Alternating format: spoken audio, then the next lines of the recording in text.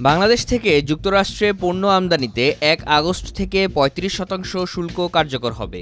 কারণ ওয়াশিংটন ডিসিতে দুই পক্ষের মধ্যে ৩ দিনের বৈঠক শেষেও অমীমাংসিত রয়ে গেছে শুল্ক আলোচনা। এক সংবাদ বিজ্ঞপ্তিতে জানানো হয়, বাংলাদেশ ও যুক্তরাষ্ট্রের মধ্যে দ্বিতীয় দফায় শুল্ক আলোচনায় তৃতীয় ও শেষ দিনের বৈঠক ১১ জুলাই ওয়াশিংটন ডিসিতে অনুষ্ঠিত হয়েছে। কিছু বিষয়ে দুই দেশ একমত হলেও কয়েকটি বিষয় এখনও অমীমাংসিত রয়ে গেছে।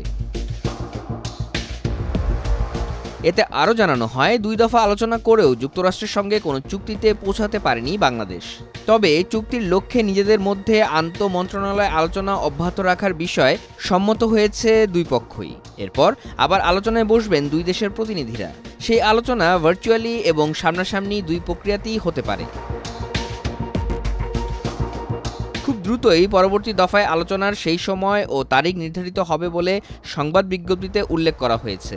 বলা হয়েছে, আলোচনার ধারাবাহিকতা রক্ষায় বাণিজ্য উপদেষ্টা শেখ বশির উদ্দিন সহ সংশ্লিষ্টরা আবারও যুক্তরাষ্ট্র সফর করতে পারেন।